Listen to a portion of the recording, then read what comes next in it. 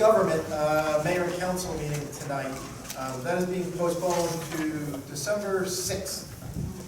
So come back December 6th for the smaller version of the mayor and council. That's because of the school convention in Atlantic City. Let's see, yes. Parents all took their kids to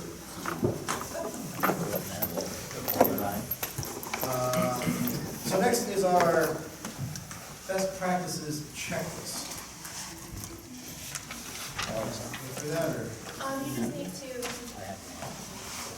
talk about the fact that you received it, you reviewed it. I did receive it, I reviewed it, I thought it was very interesting. Do you have any other comments about it? Comments, questions from the council on the best practices checklist? Who does this actually go to? Best practices goes to the state. It goes to the Division of Local Government Services at DCA. So we can- Hypothetically, they would follow their state aid attorney. Right. So you just have to put on the record that you reviewed it and acknowledged it and questions on it. Exactly talking about holding. Oh, that was a big PDF. Yes. Yeah, I can't remember that. It's already been sent in to them, but we have to, I have to send them a copy of the minutes of the meeting showing that you reviewed it. I'm reviewing it. All right, Councilwoman Nicolay, we're going over the best practices checklist that you and I talked about, we read it today. Any other questions on that in the public portion? I do not. Okay, well, I think our CFO and BA did a wonderful job putting together the checklist. Thank you very much. Sure we get all of our dollars necessary from the state of New Jersey. Next is Barry DePep with presentations of redevelopment projects. I'm going to recuse myself and sit in the audience. Someone else sitting in the audience is sitting up here. Council President?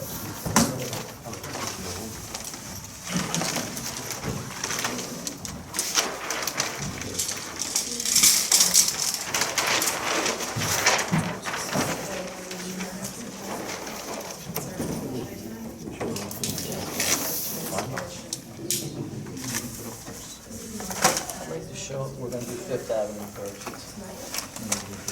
Those should be first. Not yet. No,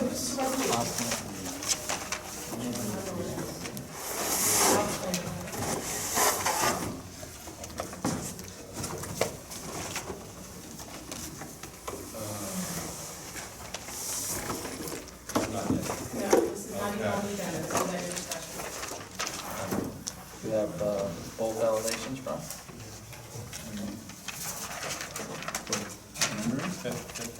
Yeah. Yeah, the original one that we did. We'll put that up and then we'll put this up also.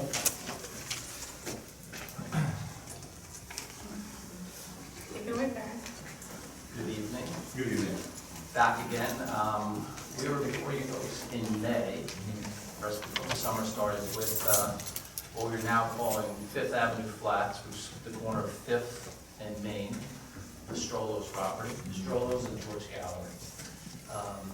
We had done a workshop just like this. I made a presentation to you folks, that rendering board actually, along the lines of maybe a little bit more industrial and federal look.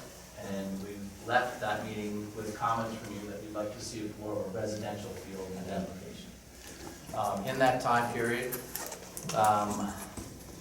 had some discussions with Colleen Connolly, Chief of Police, Public Works, talked about the different needs at that intersection, at that corner. We've gone out to our bankers, our lenders, and discussed actual commitments to fund the project, and we have those in hand now also. So we are at the doorstep now to ask you folks for authorization to proceed now to the next phase in a redevelopment project, is give us the green light to negotiate a financial agreement, a redevelopment agreement, and actually start our presentations with the planning board. This is a rendering of what we've come up with along the lines of a more residential look. Mixed use mixed-use project, just like we've done in the past now, your redevelopment zone. It's 3-story. First floor is retail, 7 retail spaces, one of which is allocated for strollos to come back in if they so choose. And then we have 2 stories of residential apartments above. We have 26 market units, so it's 13 residential units on the 2nd floor, 13 units on the 3rd floor. And we've also allocated 2 affordable housing units with footprint also. So the overall mix is, I'm sorry? How large are the units, like a 1-bedroom? 1-bedrooms will range from be around 900 square feet. And then we have a mix of 2-bedroom, 1-bath and 2-bedroom, 2 baths, ranging from about 1,100 to 1,250 square feet. So what we found, obviously we have, we've completed Seacoast Commons at 800 Main Street. We did, the original was 7701 Main Street, the Seaport building was the original one. And what we're seeing in both of those properties is that we don't have enough 1-bedroom units to satisfy demand in the town, and we certainly don't have enough 2-bedroom, 1-baths. When we first started this process, we thought a 2-bedroom, 2-bath would be the most appealing unit, and it's not. What we're finding is single people or young couples that only need a 2-bedroom, 1-bath. When we do a 2-bedroom, 2-bath, it ends up being roommates. So it's kind of a different demographic that we thought we missed it a little bit. But there's a very strong demand for 1-bedrooms and 2-bedroom, 1-bath. So that's where this property now is geared towards to try to satisfy that demand. So just looking for some feedback. I have questions. I have some questions. So this would be the building facing northwest, correct? Is that what That perspective right there is the corner of Ostrolo. okay, so if I was standing over on the corner of Clint's, I'm looking, that's kind of what it was. Can you just show where Main Street is and where Fifth Avenue is on that rendering? Yeah. Is there, when you say one of the retail spaces is reserved for strolls if they so choose, is it one particular space, or are they gonna pick one they want? Or is it those doors right there? No, that's a premium corner unit. I need to do That's what I 1,400 figured. or 1,500 square foot space there. That's fine. Strollos will go down to the far end on Fifth Avenue where that entrance is. Okay.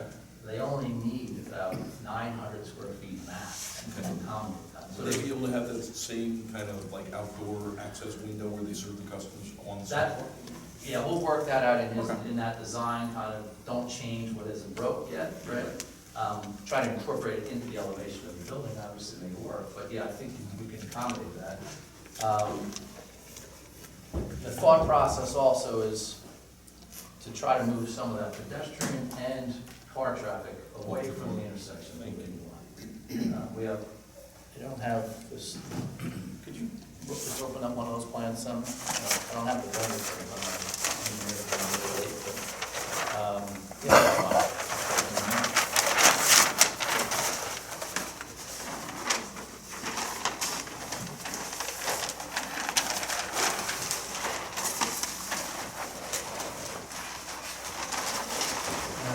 My engineer walks in, I'll tell it rendering for you as well. Main Street, the Riverwalk property, Fifth Avenue. What we proposed was very similar to the 8th Avenue. Create some diagonal parking and actually have control, there's diagonal parking to force people to back up and travel these rather than pay turns, there's crazy traffic patterns. And we have an abundance of parking in the back, so the thought is to try to drive some of that stroller parking, whether it's in the diagonal spaces or towards the back of the property when folks go on. That's the thought. One thought that occurs to me, is one of the things the strollers was, one of the reasons they're so popular is they have corridors, right, so they're outside. Yeah. And do you have any plans about accommodating that? There's some room over here for outdoor sidewalk stuff. We can do with benches, probably just benches against the wall facing out. I don't know that we have, you lose the corner, so that's what's happening right now. Is there, and you wouldn't want to take it in a parking way, but I see that that's going to be something that people are going to want to I'm sure people will be concerned about that. I mean, that's a discussion. We satisfy all the parking Right, requirements that we requirements, need to right, do on-site. Right.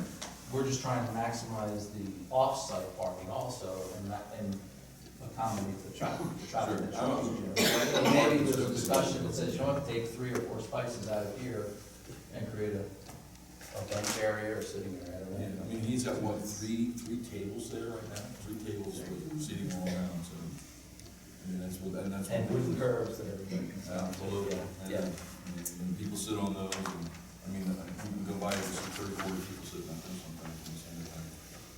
And they'll, you know what, they'll still try to come, and if they don't have a place to go, they'll end up being in the street or on the curb or something like that. The other discussion though too is now that we've created Riverwalk and we have the walkway across the street right down to the waterfront. Would they take it down there? They do now.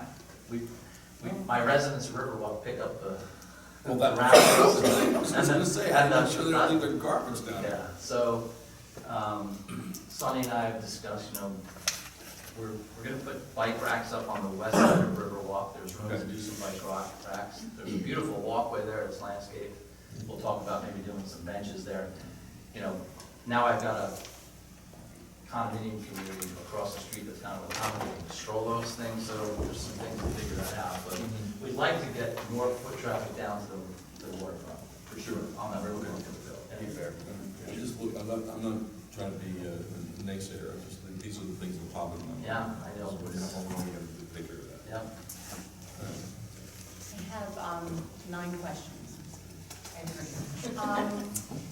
The diagonal parking on the right side, south side of Fifth, you have them there.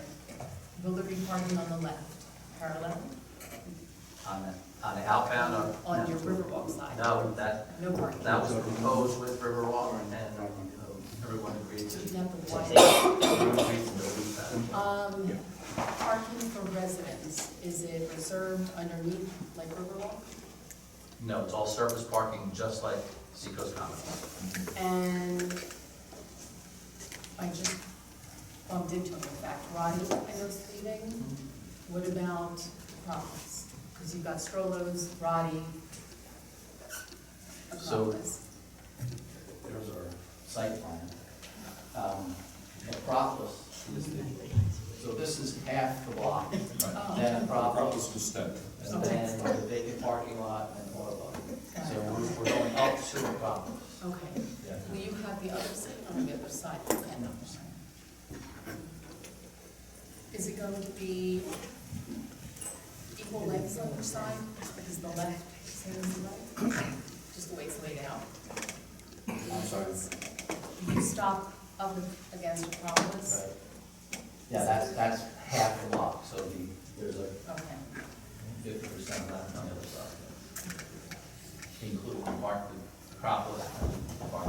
It's actually the white building, Acropolis, and then the parking lot. And you'll be taking over the parking lot where the boats are now, all the way back? Yeah. So what we're here to do is actually ask you folks 2 things. Give us a green light to proceed with your redevelopment attorney, your professionals in-house, and work through financial agreements, development agreements, and start the process with your planning board. I think probably start with your TDRC first, is what we have to do. It's gotta go to the TDRC. In addition to that, and probably further into the thoughts about traffic from Strollos, we would like to present to you as a request that you consider moving the current zone line here 50 feet further east, where it was originally, actually, when one of the original seaport zones, and we had that larger diamond development. Diamond development was doing the larger track at AP Marina, Havens and Hamptons, the O'Donnell property. The seaport redevelopment line was here. So I don't know what transpired, but it got moved back. What is right there? Yeah, that's What just- There's is- a single-family home here now. We are in negotiations with that property owner. to Are you purchase what's- that. I'm sorry? You looked, No, that's Tanya White. We see that as an opportunity to actually pick up some additional parking for the entire area, actually, be a good shared use parking. We've had discussions with Seaport Inlet Marina. We'll probably share some of that parking with them and during the daytime for fishermen. The entire conversation with Seaport is at this point, when this proceeds, all winter storage, any boat-related activity on the residential, on these properties is to cease. So there's no more winter storage. All that, he has a facility out at the airport in Wall. Will there be any trailers at all on the south side of Fifth Avenue? No. No, strictly parking, car parking, It's 12 months, that's year-round. year-round, yeah. And that single house where that line is that her entire lot going back? Right Yep. here? Yes. Oh. Yeah. And so the resolution that I handed out is from your redevelopment attorney, Belmar, which could be added to the agenda tonight. It's at your discretion. We would initiate this process of referring to the planning board, looking at expanding the redevelopment zone by this one parcel. It's at your discretion whether or not to add it tonight. It would start the process. If this is a project that if this additional parking is something that you think is complementary to the project, it would help to move it along. But that is at your discretion tonight, whether or not to add it. And one more thing I would add, in your Seaport redevelopment zone, this entire parcel is a designated parcel for redevelopment. It's not, Absolutely. we didn't just pick this out of thin air, it's been designated for No, years. it would definitely benefit from this. I have to ask, like, the stormwater management plan, how do you plan to do that? We're truly in the concept stage right now. We're just trying to make sure we have enough parking spaces. I'm gonna keep asking about it. Absolutely, we'll address those through TDRC without a doubt. And then just to give you some further context to what, Barry said he's looking for a green light. It's, all due respect, it's not that. It's really, he's checking in to see if you still like the concept. If you want me to now proceed to negotiate into a redevelopers agreement and a financial agreement with Bill Northgrave and Barry's team, we will be back to you with a redevelopers agreement and a financials agreement with the details hammered out and the financials done. That's what you vote on, and that's your green light. I think, so we're really just talking about starting the process, we like the council. Yes, do you want us to keep going? It is too early, it is early stages, but some of your other properties, you said that the space requires 20 spaces for parking, now we need 25. Do you have an idea, like usually what you've done, you've added additional of what we require? Yes. Which I think is great. Yep. Is that something you're going to try to, We meet and slightly exceed not only the local parking ordinance requirements, but also the RSIS requirements also. So we accommodate all of the on-site parking that we need. And then we also, we're also showing there's driveway cuts right now, that we've got a garage that goes into that body works. So we're able to redo all that curb work, and pick up additional parking spaces on Main Street. And obviously the diagonal spaces, so we meet and or exceed both of those requirements. Along with that, if we do pass this resolution and we do move the line, you know how large that property is, approximately how many parking spots are you looking at for this additional? 16 additional spaces over and above, yeah, that's not including that, so there's the thought is, then we pick up an additional 16 spaces that really help that entire north end. And certainly in the peak time with strollers, activity, and things of that nature makes a lot of sense. I have a question. You're moving Strollos down Fifth Avenue. I know Strollos is pretty popular, it sometimes has maybe 100 people hanging around. I can see that negatively affecting Mrs. White's property. Is there anything you can do to prevent those kids hanging around in the parking lot, running over her yard, over her lawn, standing in front of her sidewalk? I mean, there's no way you can keep Strollos closer to Main Street so that the crowd is further away from the resident? Well, the thought is Mrs. White, if we incorporate this into the redevelopment zone, we'd incorporate that as a parking lot. So that house would be demolished and a parking lot would be built there. Then, obviously, then we move that same question a little bit further east, To the right? Yules. So, yeah, I think without a doubt, we do the same thing we did at 800 Main Street, cordon fence, some landscaping around that fence as well, so you actually have a solid buffer between Yeah, residential and commercial. great project, but I don't want to be a migraine headache to the resident. You know, so I'm just curious as to why Strollo's is going down Fifth Avenue and not keeping it up around the corner of Main Street where it's been. Brian, I would suggest that primarily because it's the square footage requirement that he needs. He's only willing to pay a certain amount of money for 900 square feet, that's what I've been dictated, that's all I need, I don't need. So it's not a guarantee that Strollo's will be there, right? I mean, It's his decision, right? I mean, the reality of the world is, when we start construction, where does he go? So we've talked about, you know, maybe renting a food truck, Yeah. possibly putting him on an adjacent lot of some sort. We've actually made some commitments to him that we would not start, we would do construction and phase it so that he would only miss one summer. For instance, if we were able to move forward and actually obtain all our approvals going into the spring, I couldn't finish the project before the following summer, so I would wait summer of 17, start in September or October of 17, so that he gets this next coming summer. I'd have 8 months of construction before the summer of 2018, but then I'd have him back in. So I would guarantee him that he'd only miss one summer.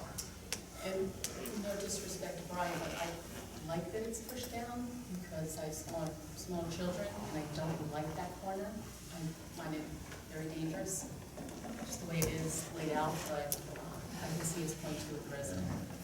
And those are discussions we're open for insight and input from the planning board and TRC on how you want to address it. so you're looking to buy White's property so you get extra parking? Yes, sir.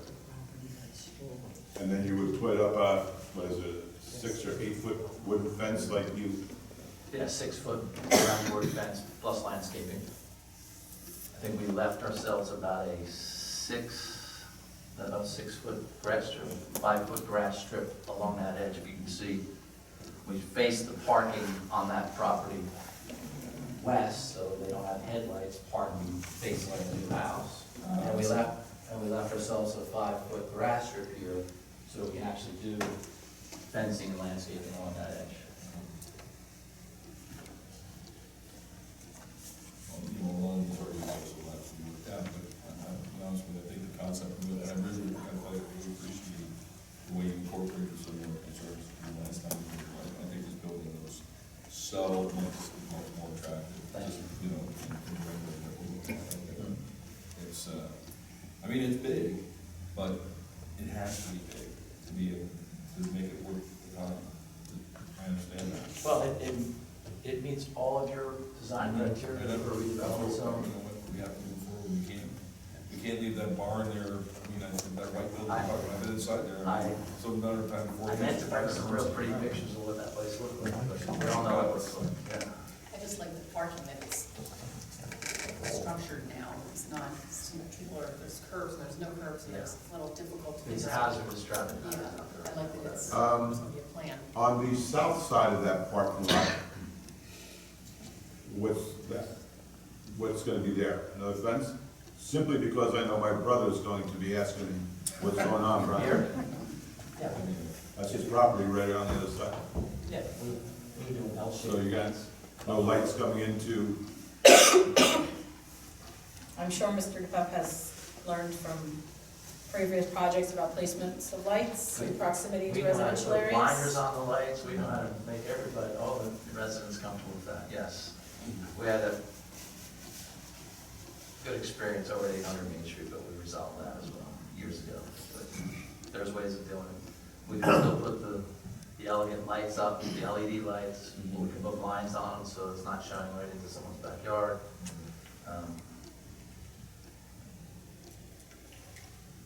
you can vote on it, but I thought I'm gonna look to, not put the amendment on, because I want to talk to you and my brother first. Okay, and we Bring that don't, up. you don't actually need any vote now. Okay.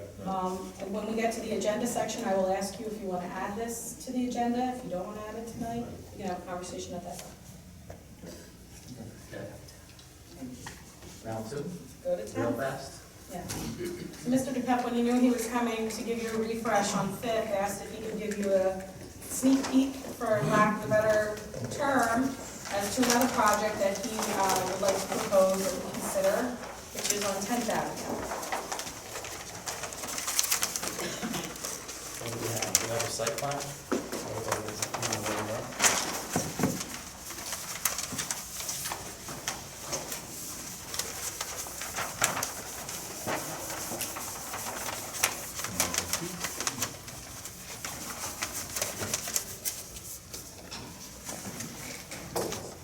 All we're doing now, we'll give you a quick geography lesson. 10th Avenue, we come in 35, cross over the railroad tracks.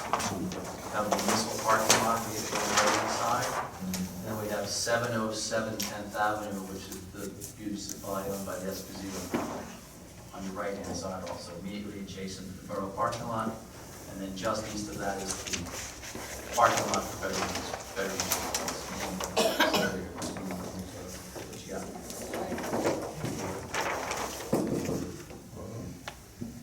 Maybe you show them that first so they can get it.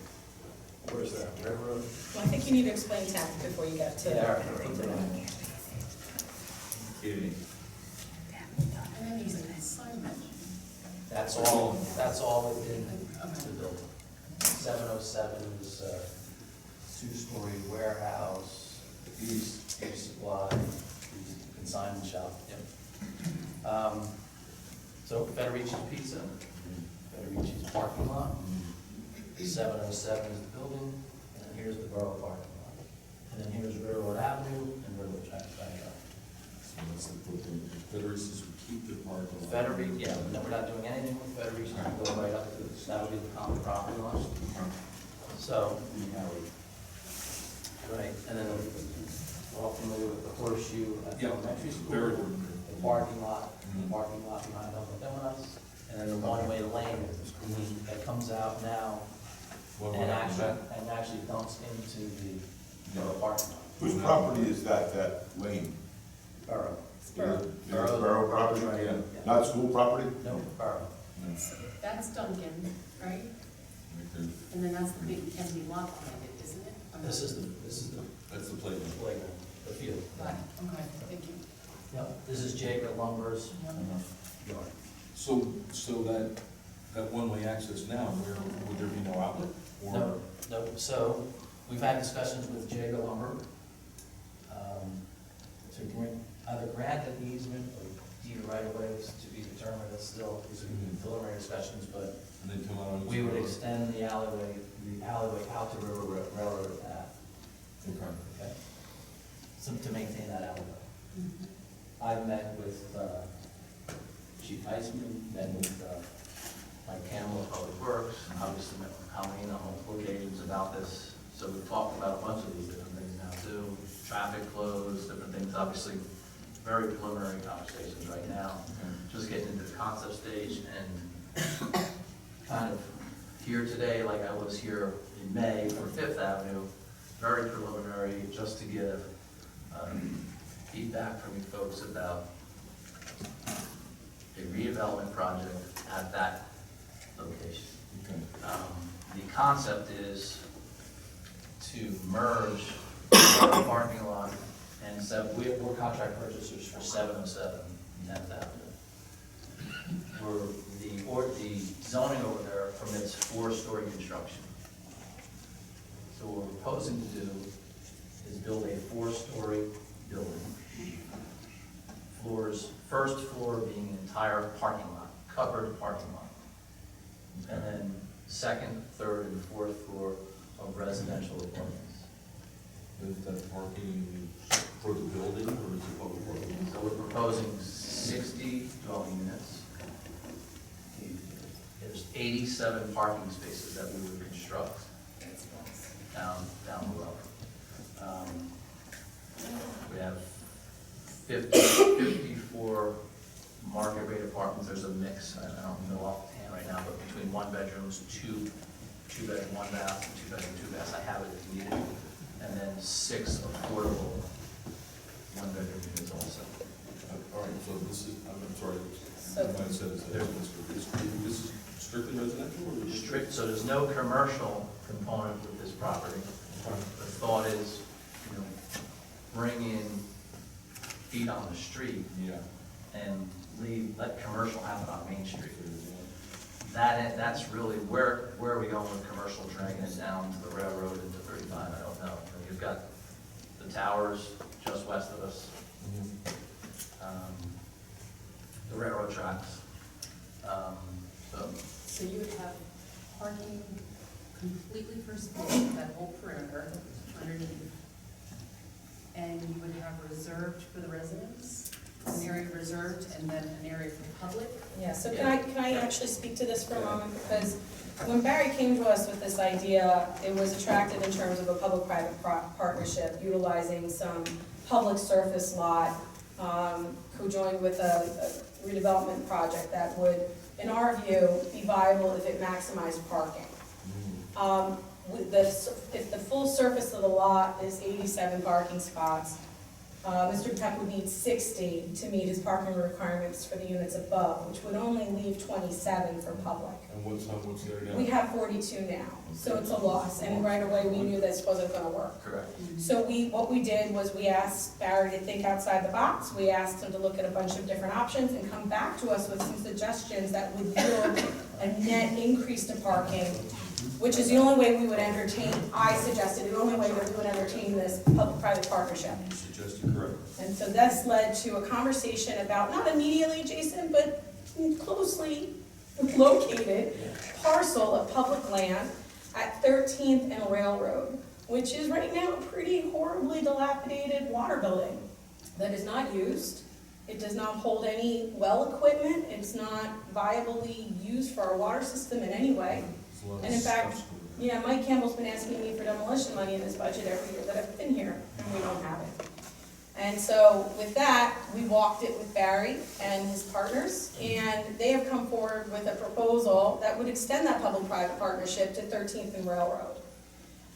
Mr. Peck would do the demolition of that building and provide an additional 47 spots on that parcel. We view it as an expansion of parking that facilitates the downtown area.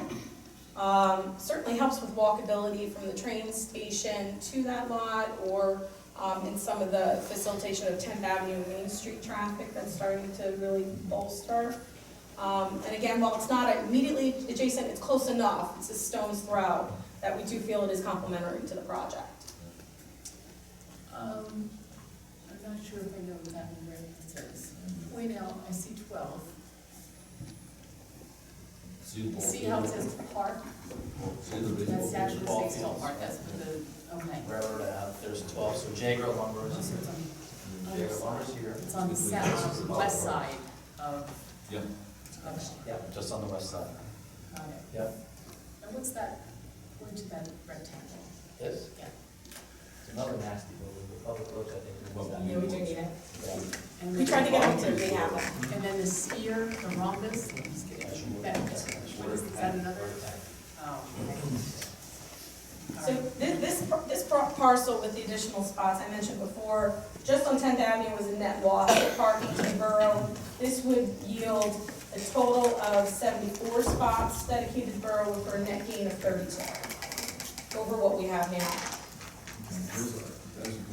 Here's my main concern with this. I mean, I think the idea of getting a bigger lot is a great idea. My problem is there's no, as it exists now, there's really no safe pedestrian access from that line over to 10th Avenue. You walk up that way and you end up walking past neighbors, and you're on the west side still. Once you get up there, then all of a sudden you're walking through this parking lot. It doesn't have a sidewalk. It doesn't have any safe pedestrian access at all. And quite frankly, I find it, there's nothing really to induce people to walk from 10th Avenue over. And then you're talking about, then they're gonna end up crossing the railroad tracks, and then there's even less for pedestrian access. You don't wanna go East Railroad Avenue, there's no sidewalk at all.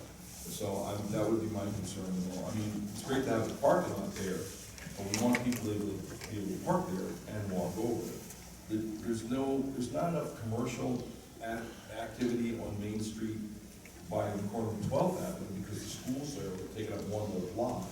And what's on the other side is, there's stuff, but it's not what we're really looking for. Like, we want people to walk over to 10th Avenue and go to the corner of 10th and Eugene. That's the big point. They're right in the middle of everything. I'm wondering if you would have any idea on how you might be able to address that. We do have shops, trying to get people to go to the shops that are that end. Yeah. People can park everything on the beach, just trying Yeah, to play devil's advocate. And they could walk safely down that road past the elementary school to Main Street. And they could go either way. Drive it to Main Street at 12, either 12th or 13th on either side of the ball field, drive on Main Street and then go south and north. I would say go Main and then, And get them to Main first, or they're on Main first. I see what you're saying. If we want to walk the 10th, let's do it. We're on the 12th or 13th. The problem I see there with that concept is, even if we get past Jaeger and get to that funky thing where it comes in off of 7-Eleven, then that entire railroad thing opens up, there's parking. There's no place, you could walk if you didn't care about having a sidewalk. But So the residents would park over in the other building, and there would still be some public parking. So you'd have this public parking. Will both areas, will there be an arm, will there be meters, will there just be open parking? Open, and we would designate 60 spaces, resident 1 through 60, and then either label it as guest, leave it open, or just put a number on it, whatever. The thought is obviously getting back to the same concept that we always talk about, whether it's a mixed use with commercial or residential, there's a daytime and nighttime shared use. Will 60 residents need more than 60 spaces? Without a doubt. At nighttime, I actually did some math about what we have going on. And again, we're doing more 2-bedroom, 1 bath, and 1 bedrooms in this mix also. It's very curious, at 800 Main Street with 34 units, the number of cars that we have for apartments is incredible, actually.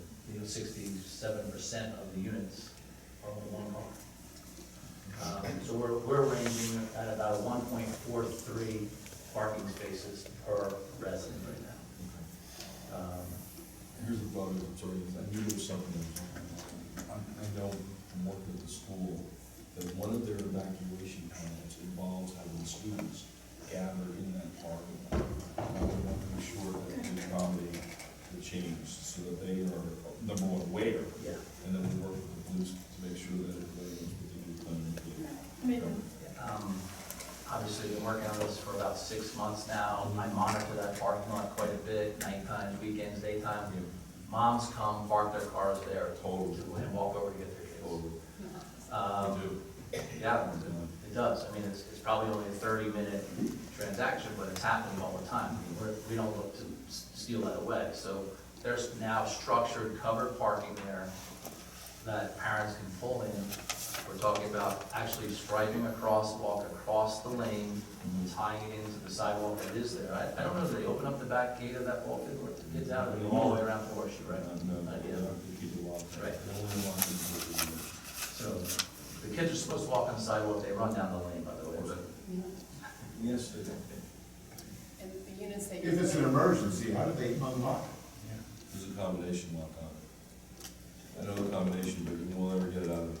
But what if that person that knows the combination is not present? I'm not the only one, thank God. The units that you're putting in, is it the same concept with the 1 bedroom, 1 bath, 2 bedroom, 1 bath? Yes. Yep. Do you have the count? Do you remember? I think, well, I have a pretty good idea. Don't hold me to the exact number, but for instance, in that thought process of reducing the number of 2-bedroom, 2 baths, we're only doing 12 2-bedroom, 2 baths in the entire mix. Everything else is either 2-bedroom, 1 bath, or 1-bedroom, 1 bath. So, 48 units. Responding to the market, that's definitely. Exactly. Yep. I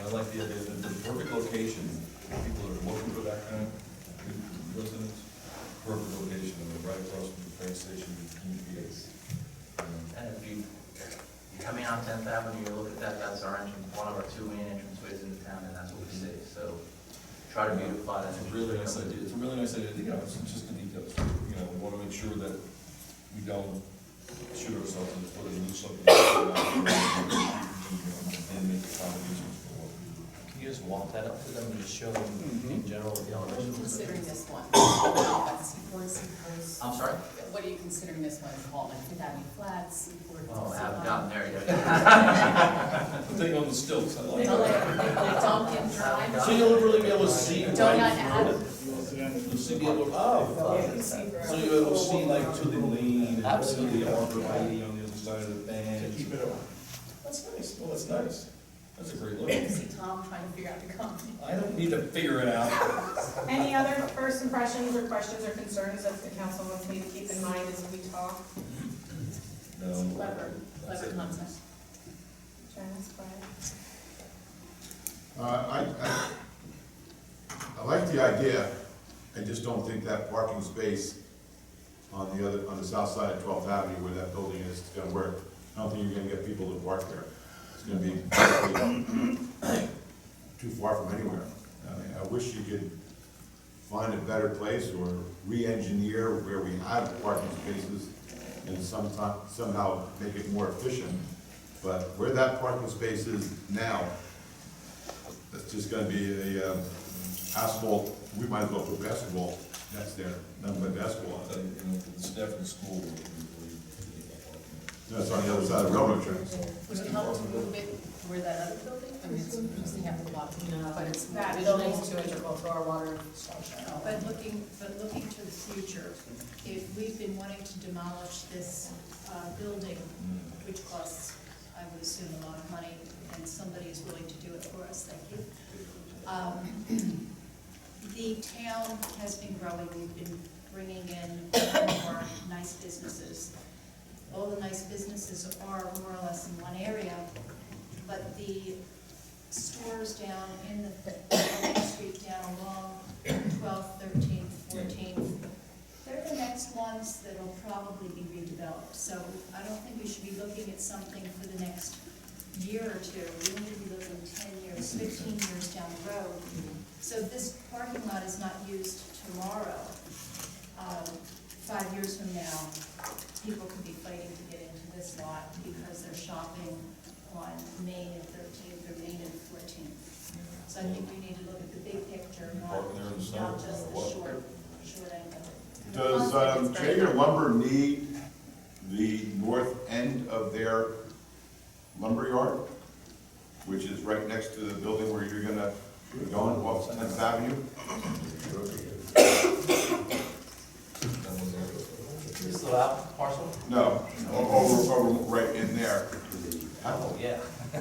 Yeah. I mean, Yeah, let's they're say, all the time. I was gonna say, if you're willing to buy Mrs. White's property, you know, ask him and he can move some lumber around and, better arrange it. Because that would be ideal for them. Just thinking outside the box.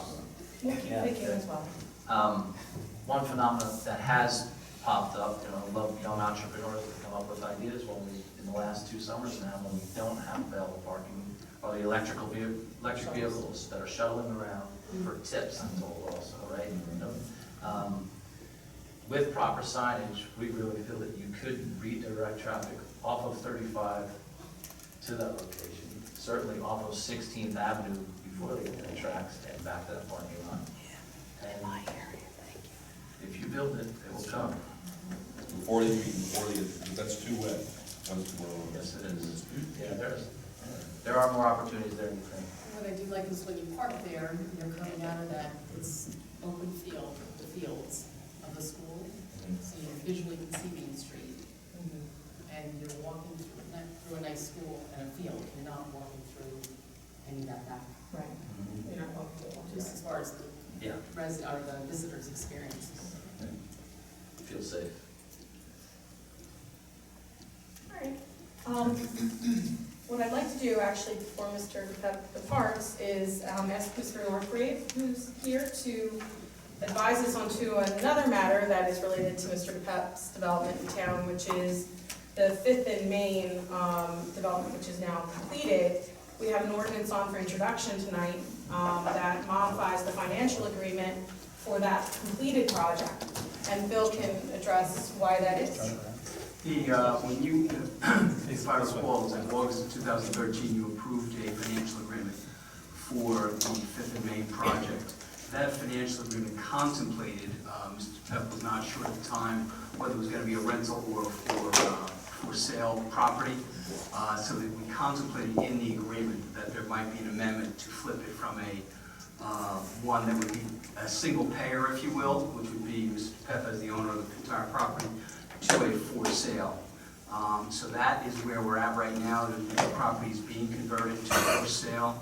Mr. Tepep went full 15 rounds with Robin Kirk. He did not do well. The borough did well. It's the pilot that was renegotiated will be about 150% of the pilot that had been initially negotiated. So it works out much better for the town. And what we did is we have a schedule. The ordinance that's in front of you has a schedule for each unit in the building. And if those are converted as we go forward, some of them are still rental, some of them are already for sale. But if the unit is sold, there is a formula in there that would basically evaluate it at the time of the sale, whatever the sale price is. And the same way we came up with the prices here, that would be at that time. So it is advantageous to the borough, and it is something that was contemplated when this was originally negotiated, a little more than 3 years ago. So that's what's before you. It's an amendment to the existing, and that'll be introduced tonight and adopted actually whatever the next meeting is. More money for us? Yes. It works in our favor. We wouldn't have gotten to you if it was in the red.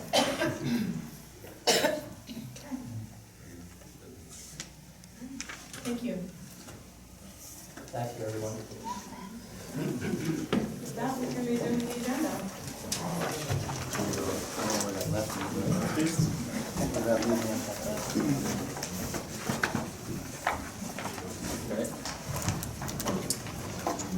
My next item on our agenda is petitions, any petitions for the mayor and council. All right. Approval of the minutes. I move that the minutes of the meeting held on October 4th, 2016 be approved as reported, and that a copy thereof be posted on the borough's website.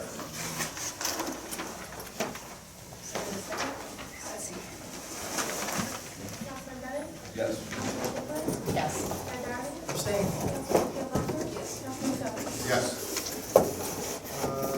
Next to our reports of council. Council President McGovern, would you like to kick us off? Okay, I'd just like to say that the Shade Tree Commission has just submitted to the state our application for the approved status. Hopefully we'll hear that before the end of the year. If we get approved, this will allow us next year to apply for some grants to either plant new trees or take down hazardous trees. And I went to the Shade Tree convention in Atlantic City about 2 weeks ago. Got certified with the CEUs that are necessary. So we think we have all our T's crossed and I's dotted, and we're just hopeful that we can get approved, which then allows us also to apply to become a tree city. Also, it's been brought to my attention that some neighbors, some residents are having trouble with their water lines getting clogged up, and it's because you use flushable wipes that are not flushable. And I know New York City is having the same trouble, and they're trying to get these companies that make them to ensure that what they advertise is true. But I think in talking to Mr. Campbell, it's on a regular basis that we're sending our DPW men out to unclog some of the sewer lines, and it's simply flushable wipes. Some of them don't even get to the street, and you're calling Mr. Roto-Rooter, and it's costing you a lot of money, because they get stuck, they get clogged up. Mike, is that true, what I'm saying? Completely. How often do we send somebody out, a crew, to clean out these sewer lines? At least one, sometimes 2 or 3 times a week. A week?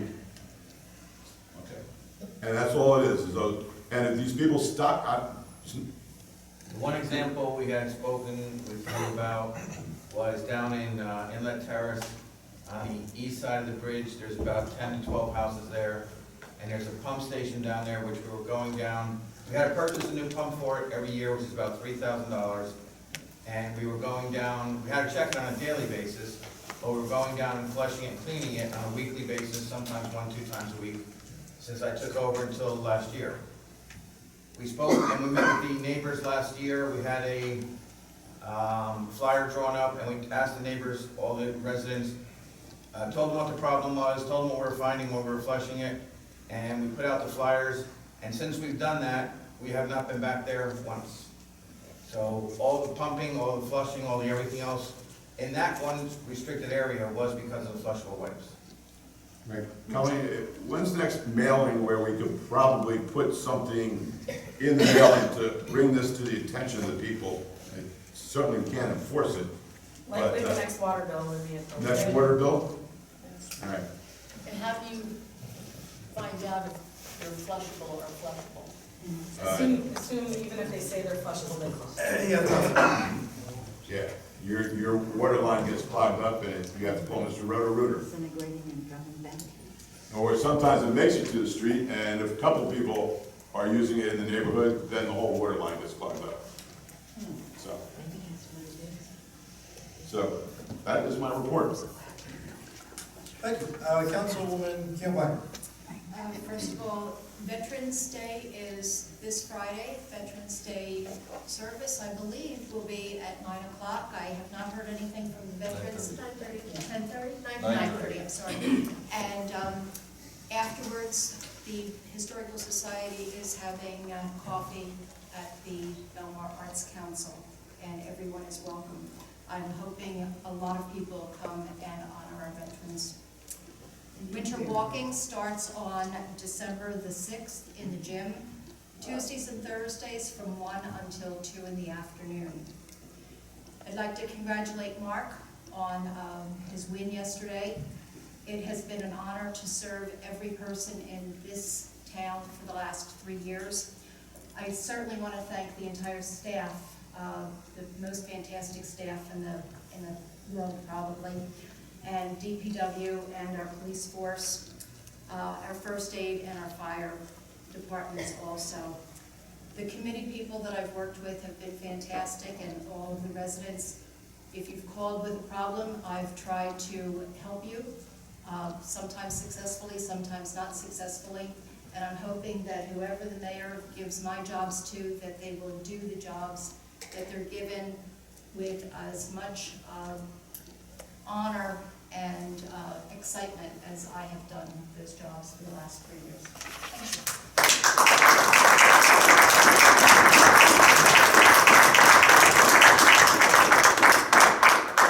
Thank you, Councilman Brennan. Thank you, Mr. Mayor.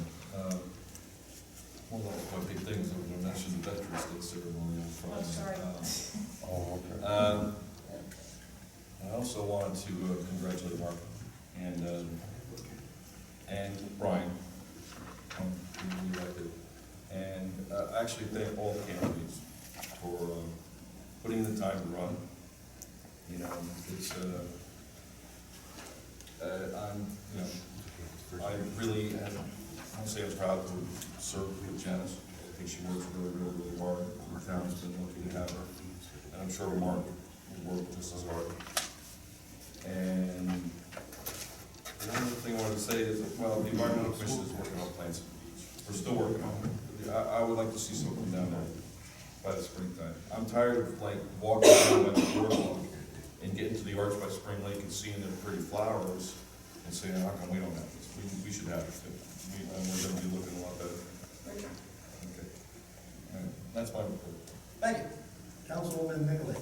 Yeah, congratulations to Mark, of course, and Brian. Janice, you have been great. We're gonna miss you very much, and it was funny going door to door for Janice, because people would say, I'd introduce myself being on council, and they say, are you the pilot? And I went, yeah, I'm the pilot, but I wasn't. So we're gonna miss our captain, and you've done wonders over the past 3 years. And I really don't have much to report other than my typical buy local, especially with the holidays coming up. Please get over to the Arts Center, and recreation is going into full force with basketball. Yeah, save your receipts. Save your receipts. Get the hedge. Tourism is kicking off an initiative, Whoever gets the most. individual receipts, it doesn't matter how much you spend. The people who have the most individual receipts showing that you shopped in Belmar will be eligible for a seasonal badge. And It goes from Black Friday to Christmas Eve. yes, So save your receipts when shopping in town. Whoever has the most, they're giving away, BDP is giving away seasonal beach badges. So shopping done. Shop in Belmar. Thank you, Councilwoman. So there was an election yesterday, and this guy named Trump ran away with it. I, as you know, was running for freeholder here in Monmouth County, and I came up short. I lost to the two incumbents, Tom Arnott and Serene Damaso. I called them and congratulated them and wished them the best. Also, I want to congratulate Brian and Mark for their victories yesterday. Also want to thank Josh for running. It's never an easy thing to put your name on a ballot. It's easy to complain about your town. It's not so easy to put your name out there. So congratulations to him. And, you know, to Janice, I mean, we have a few more meetings before she steps off the board, but truly have done a remarkable job the last 3 years transforming, being a part of this leadership team that's really transformed Belmar. I mean, it clearly is never looked better, and you can see with the project's humming, it's only going to get better in the future as well. On the 29th, we did a walk through Taylor Pavilion. It is not fully complete yet, but it sure is getting there. We hope to have it complete sometime probably in January-ish, weather depending, and the 10th Avenue Pavilion to follow behind that. If you got a chance to look through it, you saw that it's a really remarkable building. It truly is going to be one of the prized possessions of our community and the entire Jersey Shore. So glad we've gotten so far. Also, Brian, Janice, and I met with some residents in the southern part of town regarding the outflow pipe from Lake Como. This is the one that we were awarded a grant back in May of 2015.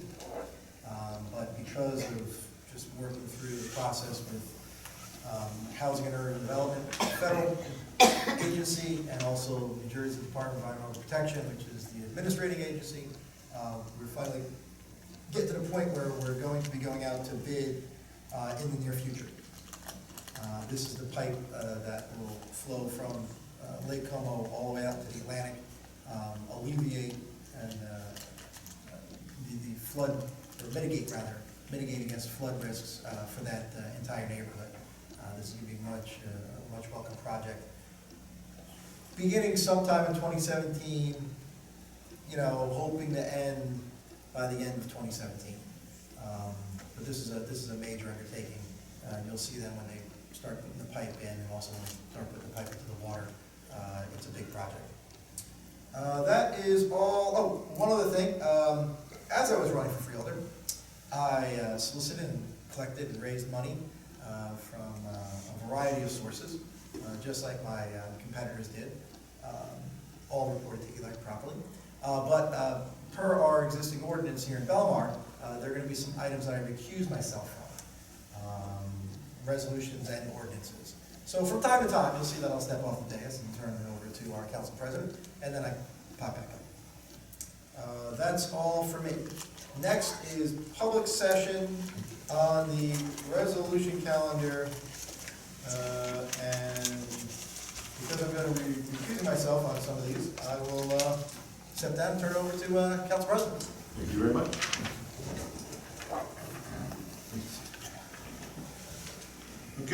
we'll have the public session on resolutions only on the agenda. We will continue to have a public session at the end of this meeting.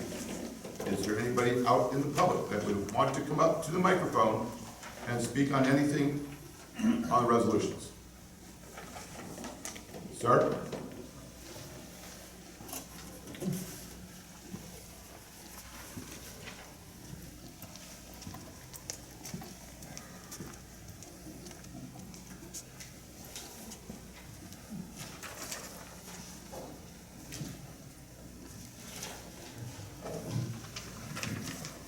Gene Kramer, 4th Avenue.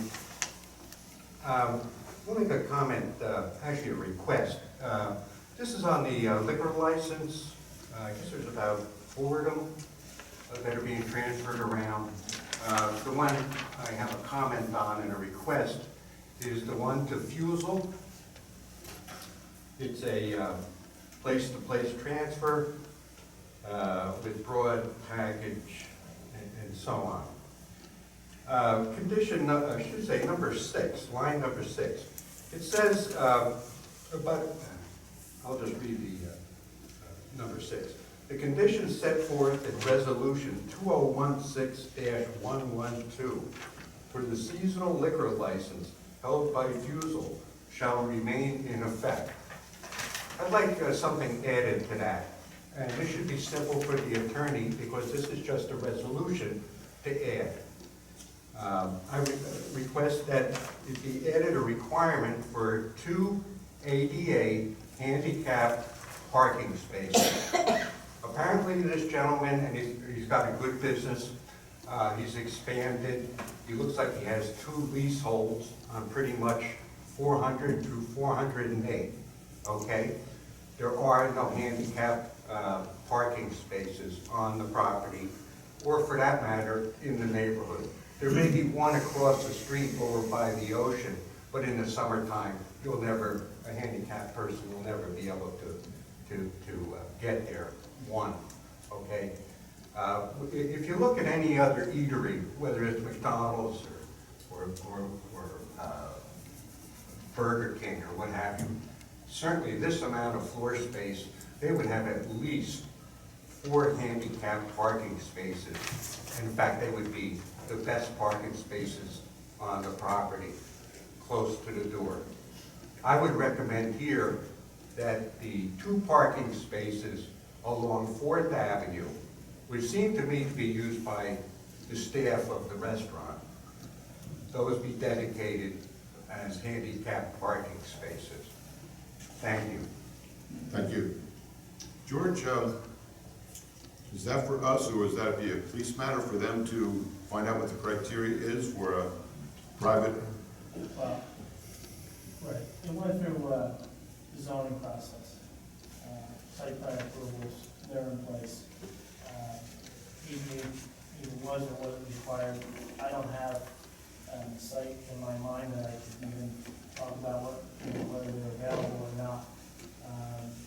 I would recommend that you take it under consideration for future approval. But we can take it under consideration, but still vote tonight on the Yes, transfer. you don't have to, I mean, it's a suggestion, maybe a good suggestion, you may need to look at it. It may not be, but it's on for approval tonight, and I certainly can't tell you whether it's, good, bad, or that. I would. Drew, can you add anything? This is a liquor license transfer approval. Any approvals they had when they were building the complex or the restaurant itself, those issues would have been addressed or addressed at that time. We could certainly, as police department, take a look at that, but it still would not, this would have nothing to do with the liquor license. Okay, Gene, so that's what we're gonna do. We're gonna vote Excuse me. on the transfer tonight, but no, wait, I'm talking first. We're gonna vote on the transfer on the liquor license, and we'll take it into advisement, your suggestion, and see what the criteria is, find out why it wasn't put in when it came before the zoning board. It may not be required. Okay. We'll look into it. Yeah, we'll look into it. Thank you.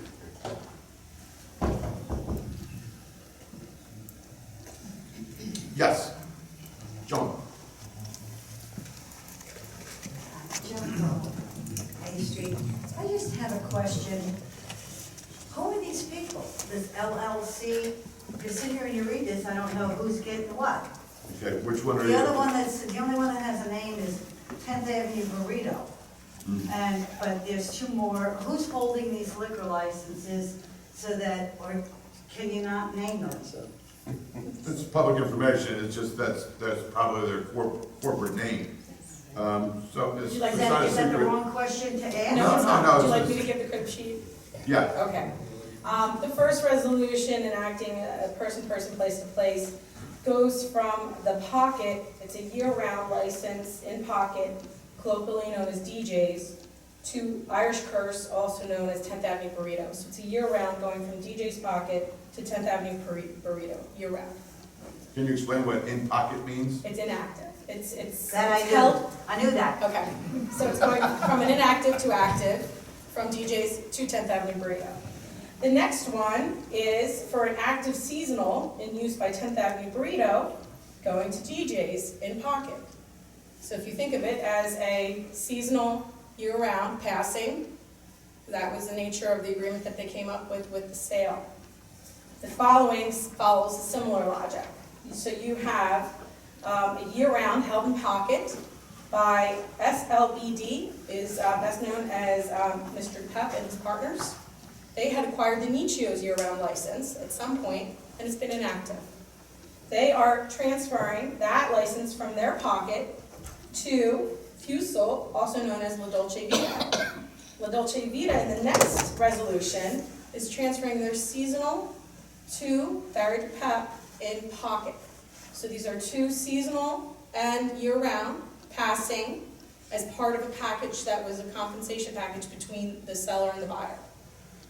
Okay, I got it.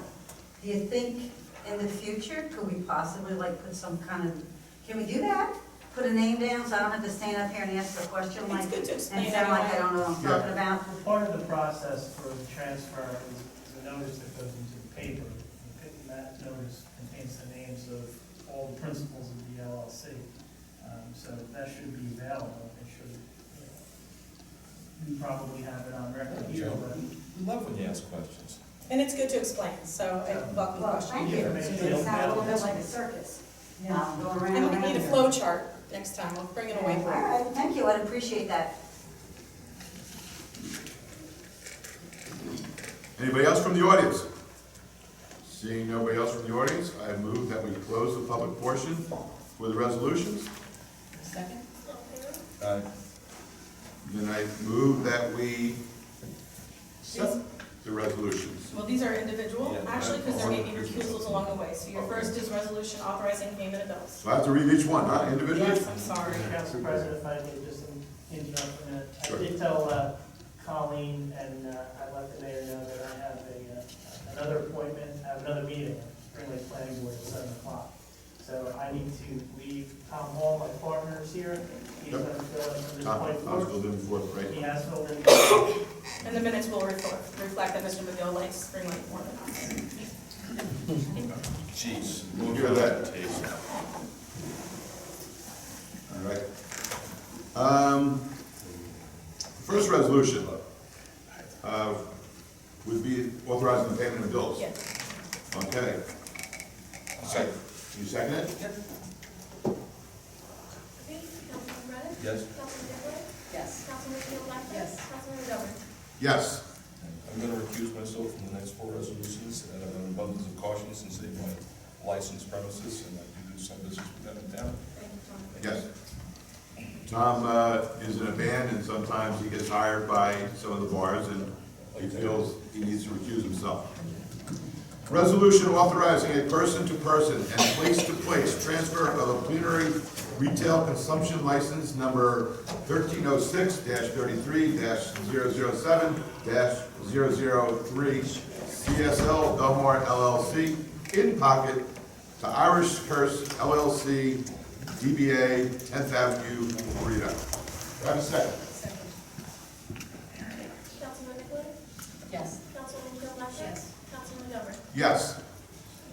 The next resolution, authorizing a person-to-person transfer of plenary retail consumption license number 1306-34-004-002, Irish Curse LLC, DBA 10th Avenue Burrito to CSL Belmar LLC in Pocket. Do I have a second? Second? Councilman Nicolay? Yes. Councilman Keel Blackburn? Yes. Councilman McGovern? Yes. Next resolution, authorizing a person-to-person and place-to-place transfer of a plenary retail consumption license with broad package number 1306-32-015-006, SLBD Associates LLC, held in pocket to Fusel LLC. Do I have a second? Second. Councilman Nicolay? Yes. Councilman Keel Blackburn? Yes. Councilman McGovern? Yes. Next resolution, resolution authorizing a person-to-person transfer of a plenary retail consumption license number 1306-34-011-008 Fusel LLC to SLBD Associates LLC to be held in pocket. Do I have a second? Second? Councilman Nicolay? Yes. Councilman Keel Blackburn? Yes. Councilman McGovern? Yes. Want to come back up, Tom? You enjoyed it too much over there, huh? The next resolution, rejecting a bid for boardwalk lumber. Colleen, can you explain? Yes, we are constructing the decking, stairs, and ramps around both pavilions in-house, or DPW will be doing the work. We went out to bid for boardwalk lumber for this project. Our first round of bids yielded only one bidder, and it was incomplete. The bidder only bid on certain items in the specifications list. Thus, we are rejecting that bid. We have gone back out to bid and gotten responsive bids, which you will notice in the next resolution is awarding contract. Okay, thank you.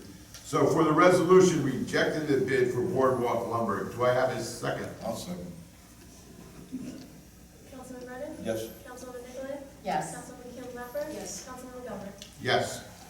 So for the next resolution, awarding the contract for the purchase of boardwalk lumber.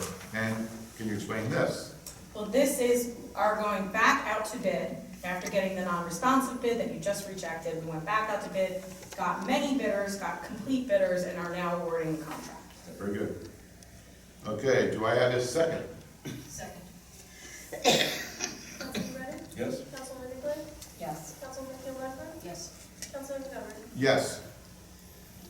Next, resolution providing for the insertion of a special items of revenue in the budget of the Borough of Belmar pursuant to the NJSA 40A:4-87, Chapter 159, PL 1948. All right, Kyle, you got to explain that. Yes. So this is the, chapter 159 is what the law requires when you have a special item of revenue to be inserted into your budget mid-year. This is what allows us to modify our budget to accept things like grant money or unexpected revenue that we did not know about at the beginning of the year. This specific line item, I believe, is for a police grant that we obtained, cops and shops grant? Yes. So it is a resolution, I'm trying to put my hand on it so I can tell you the amount. This is a good thing. This is additional funding to help us make sure that our police officers are out in the community, specifically monitoring businesses to be sure that underage sales are not occurring. So this is money that we didn't have when we passed the budget earlier in the year. Correct. Okay.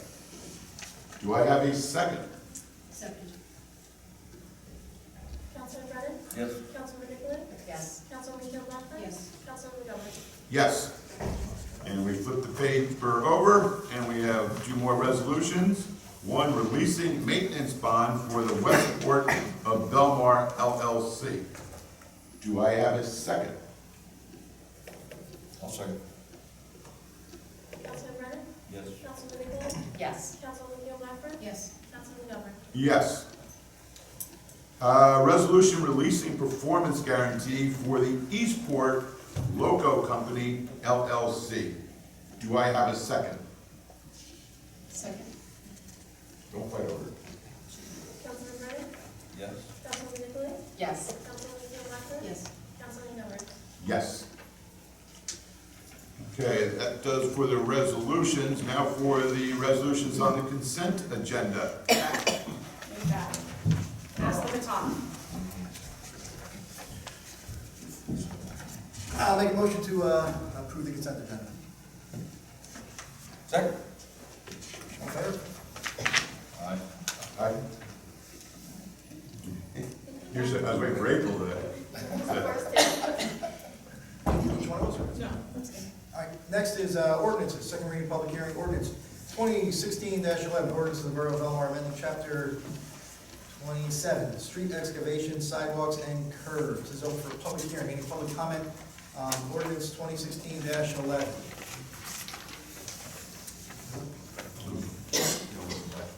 Yeah.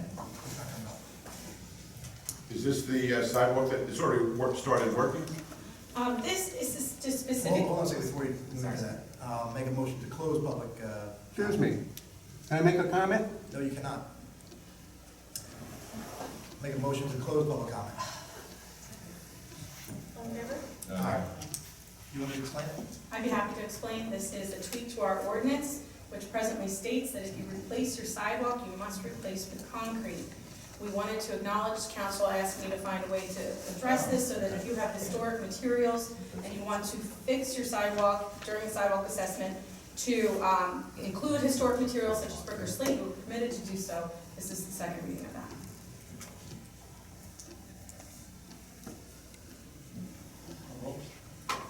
Motion to approve? Or adopt? Okay, so I'll make a motion to adopt ordinance 2016-11. Second. Councilman Brennan? Yes. Councilman Nicolay? Yes. Mayor Nardi? Yes, and in my comments, just so people understand, Mr. Kramer raised his hand to make a comment. Last time I was chairing the meeting when Mr. Kramer made a comment, he made an obscene gesture to the council, so I'm not going to allow him to come up to the microphone anymore.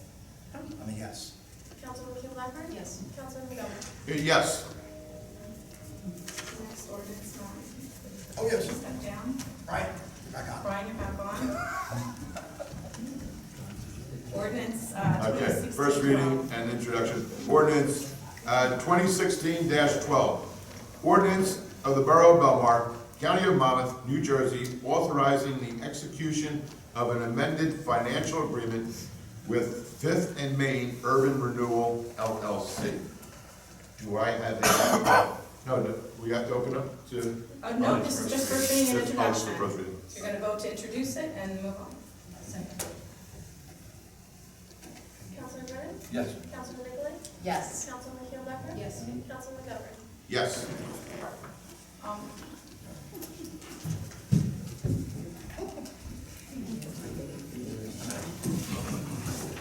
That's the rest of the ordinance calendar. Next is public session. This is open for public comment. Any comments, questions, please raise your hand, wait for the call out, come to the microphone, state your name and address for the record, and then you have 5 minutes to make your comments.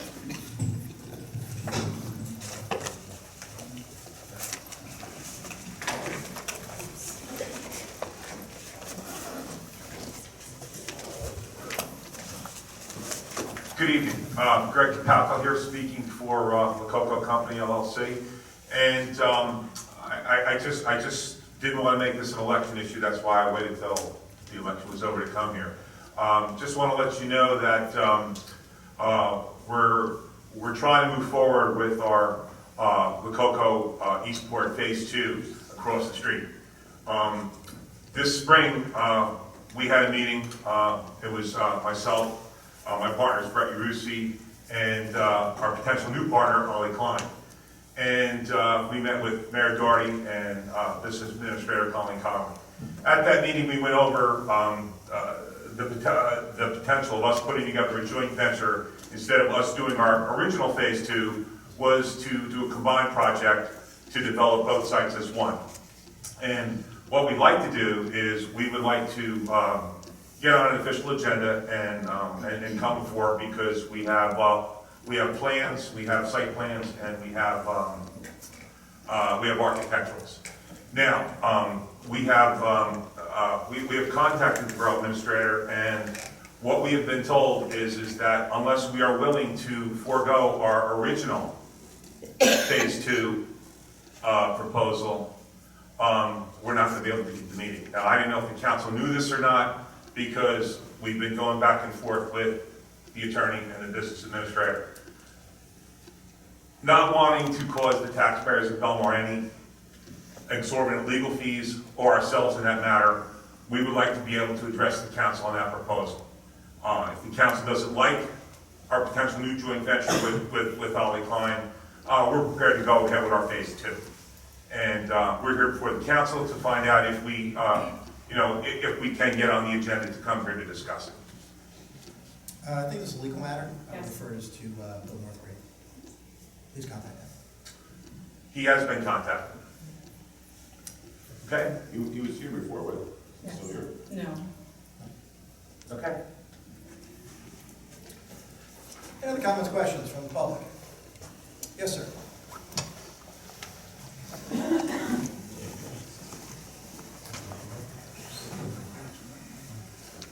Mike Seabeck, 110 2nd Avenue. Council President McGovern, congratulations. Thank you, Michael. Councilwoman Janice Kuhn Blackburn, hard-fought battle. Thank you for your service. Congratulations to Mark Walker. Congratulations to Matt Doherty. I know you ran a hard campaign. My question, I actually had an issue before, and I want to thank in absentia George McGill, who heard me out of my concern and assured me that he would address it and it would be straightened out. The second thing I want to ask the council about tonight is the swimming pool we're digging in the Belmar Plaza. No, seriously, the site remediation. Is that all covered by insurance? I haven't heard a word about that, and I was actually quite surprised to see how large it's gotten, and when I went down there, I could smell the fuel oil and stuff, and I was just wondering, if you guys could take the time to explain in some detail what's going on there, how it's covered, whether we're insured for it, or it's been funded in any kind of bond or anything the sale of Freeman's went through. It's not a public project. It's a private project, digging under public property. It's a Hill International, paid privately. We have nothing to do with it. It's remediating oil that was leaked from Freedman's for many, many years. It's a giant plume under that parking lot.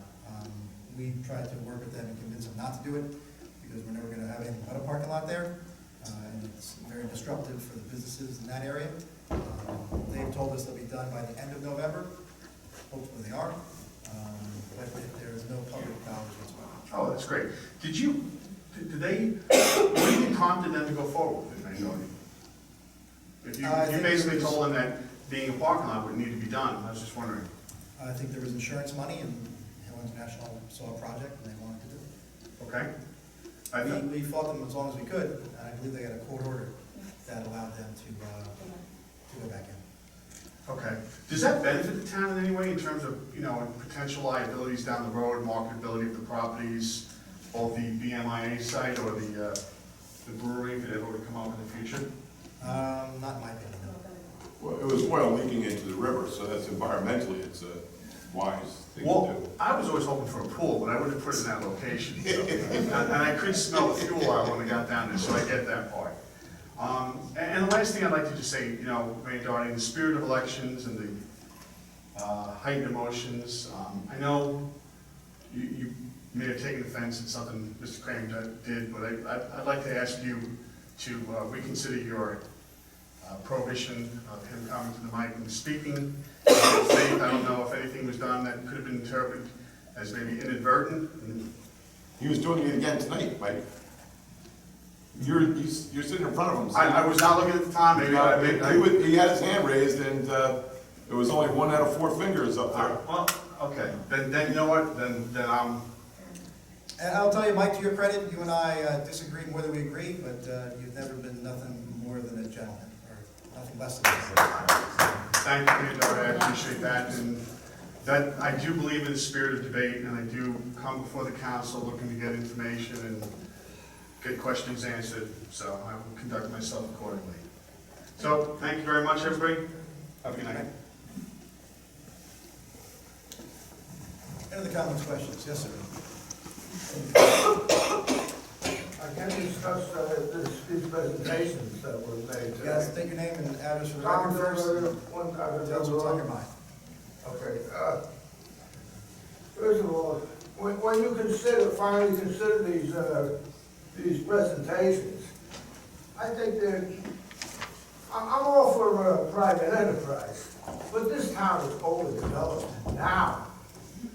Plus, right across the street from the project that's being considered for Fifth Avenue and Main, it is a more or less, those condos aren't really doing well themselves. Plus, there was supposed to be a restaurant there, which has never opened yet. Now we're talking about more retail on the other side of it, with also something I despise is this diagonal parking. There'll be more of that. I take it that Andy's is going to continue to remain there? That's not part of the project? Okay.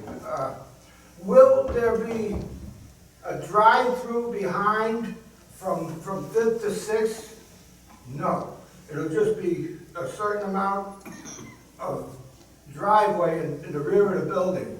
Is that correct? That depends, because there's a project, a possible project next door to it, where there could be a drive-through, a drive lane, not a drive-through, but a lane behind the building, much like between 8th and 9th Avenue today. Yeah, because they're gonna have to have a place, the retail will have to have a place for their dumpsters and everything, or whatever. Let me just skip to this other project on 10th Avenue. Of course, I got a thing in it myself because I'm in right across the way. However, you're correct. The idea, Brian, that the idea of putting a parking space over near that defunct water building is ridiculous. Plus, as you say, there's no real walkway. But it's just changing the town completely, 100%. This is a residential town. And we're far beyond that now. When the bakery moved out, there was supposed to be shops facing the parking lot. None of them have even been finished off, let alone leased. They're still in a construction phase.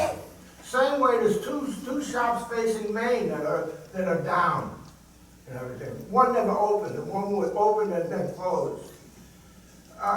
We're getting to be Red Bank, which also still has almost a third of their shops on the main drag shut down, even now, X amount of time after the storm. I mean, this is getting crazy. We have to put a stop to it. Also, one of the things I didn't quite understand, will this building on 10th, one facing 10th, will it extend all the way through Federico's parking lot? No, it stops, that remains, okay. Also, the lumberyard needs that space. They have to have room to move their gear around and everything and store their lumber.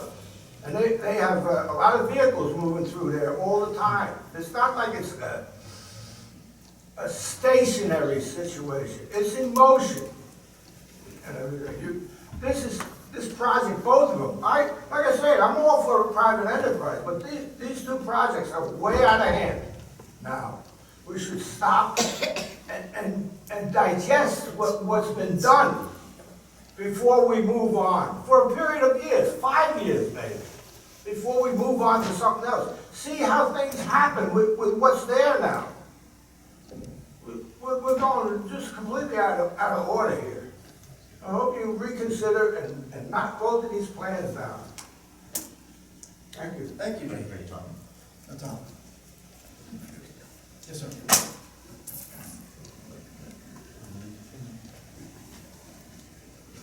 Dave Ward, Mark Kirschenbaum, West Belmar, Woodland Avenue. I've been before this board a few times. Last meeting, you had your tax assessor come in and explain for 15 minutes on why I was wrong on the approach being used to revalue the town. He claimed it was a complex, Mr. McGovern, a 1952 Supreme Court ruling by New Jersey State. And he also said that it was the most expensive way to do a town, and he said, no, it was only $20. I don't remember that. Go ahead, sir. So, I checked with the Supreme Court of State of New Jersey. I've been in this fight with this revaluation company for a while. And I asked them, is there a 1952 Supreme Court rule? I'm saying you can only use the cost approach. They directed me to their law library. I directed the questions to their law clerks, who you ask the question, they answer in 24 hours. And I asked them for 5 different years, 50, 52, 53, 51, 54. As far as they know, there is no Supreme Court ruling saying you can only value real estate in the state of New Jersey one way. That's why your contract has 3 ways on the front. And it's not just to fight back, for the people to fight back. And there are clauses in this contract that are funny, because every municipality that has them, it's wrong.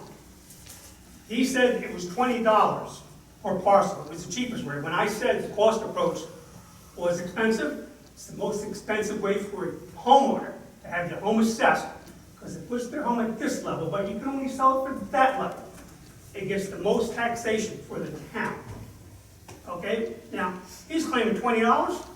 There's only 2,800 parcels in the borough of Belmar. At $20, that's $56,000.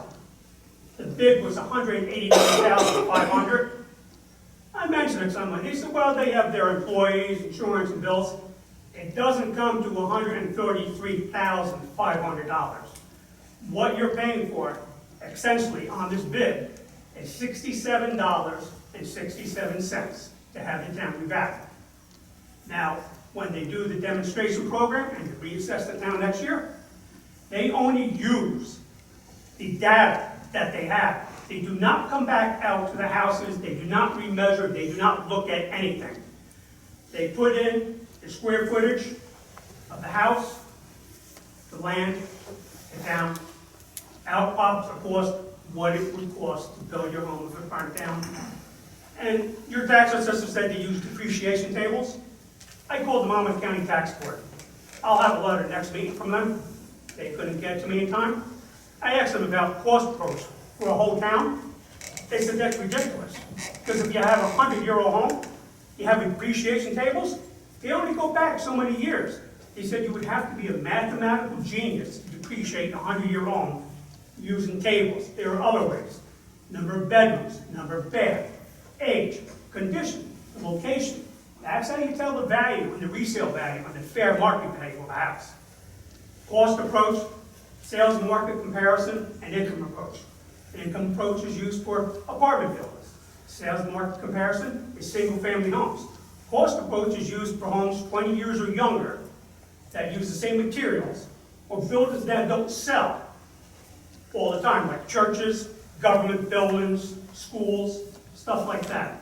So basically, I was being called a liar at the last meeting, and I really don't appreciate it, because I can back up anything I say, and I can tell you right now, there are 3 approaches to real estate, to revalue it, and something is definitely wrong in this county with the way they've done it.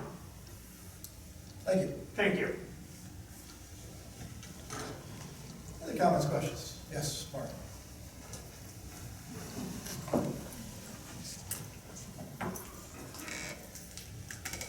Mark Walsberg, Ocean Avenue. I just want to congratulate Brian on his win yesterday. And Right back at you, Mark. Dan and Janice, thank you for your 3 years of hard work.